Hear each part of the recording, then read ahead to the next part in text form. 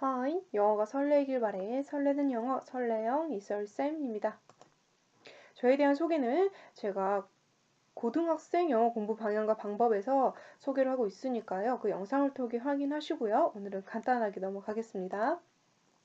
자, 이제 4월 11일에 경기도교육청 모의고사가 진행이 되죠. 나는 지금 문제를 제대로 푼 적도 없는데 모의고사를 봐야 하나? 공부한 것도 딱히 없는데 모의고사를 어떻게 봐야 해? 하는 학생들에게 도움을 조금이나마 드리려고 준비해본 영상입니다. 사실 4등급 아래의 학생들은 4등급 학생이 부러울 수도 있어요. 하지만 4등급 학생들은 생각을 하죠. 4등급에서 3등급 되기란 너무 힘들구나.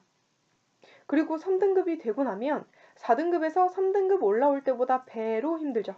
하지만 그 시간을 당기는 것은 자그마한 스킬과 늘어난 실력이 보탬이 될 것이라는 사실 걱정하지 마시고 일단 닥친 시험을 보긴 봐야 하고 어느 정도 성적대가 나와 주어야 좌절도 안 하고 앞으로 달려나가는 데에 힘이 될 테니 집중해서 들어주세요.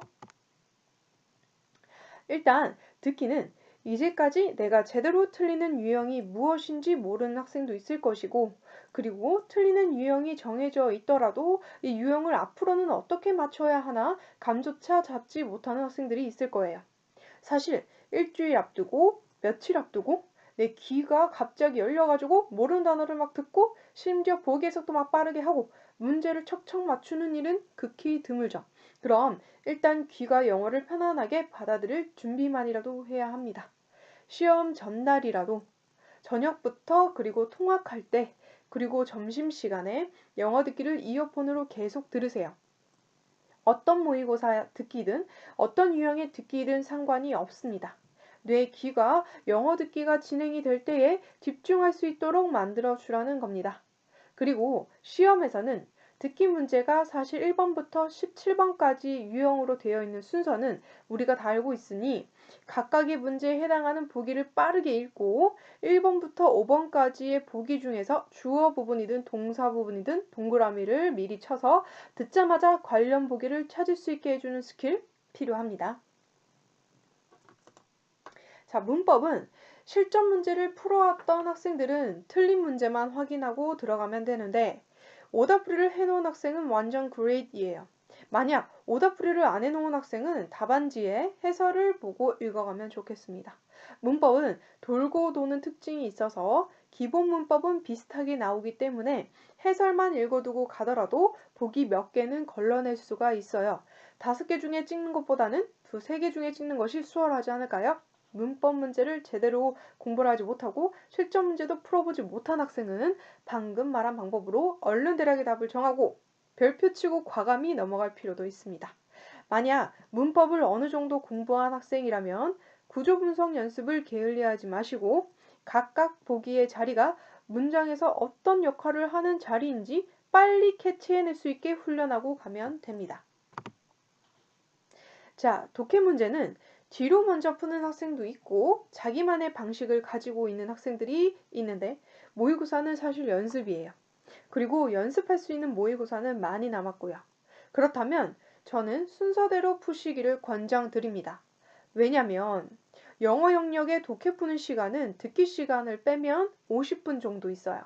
50분 안에 풀어야 하는데 앞에서부터 풀어야 쉬운 영역에서 충분히 시간을 아껴서 뒤에 어려운 빈칸, 간접쓰기, 단작문 독해를 풀 수 있는데 뒤에서 풀게 되면 이 단작문 독해를 너무 우습게 생각하는 거예요.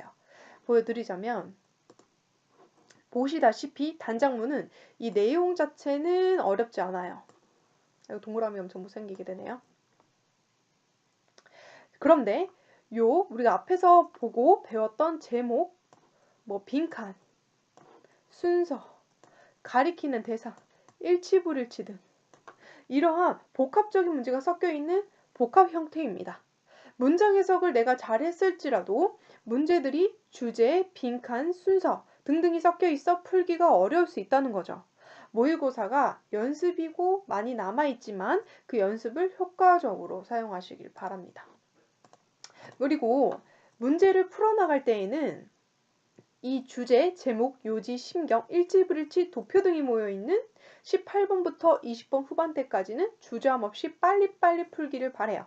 그리고 모르는 문제가 만약에 나왔을 때는 예상 답을 정하시고 별표를 크게 해둔 뒤 일단 얼른 넘어갑니다. 이렇게 1차로 푼 뒤 확실한 답들을 마킹해 나가면서 2차로 별표 위주의 질문을 가지고 다시 풀기를 바랍니다.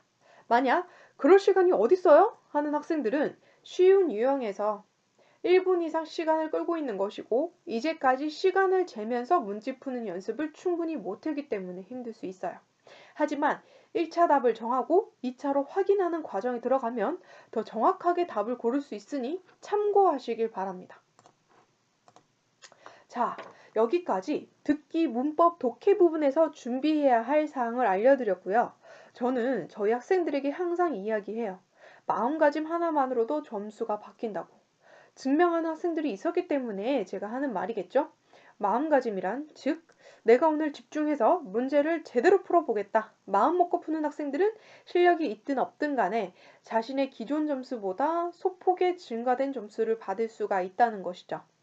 마지막까지 최선을 다하고 왔을 때에 뭔가라도 남게 되니까요. 최선을 다해서 문제를 풀고 오시길 바라겠습니다. 제 영상은 여기까지입니다. 감사합니다.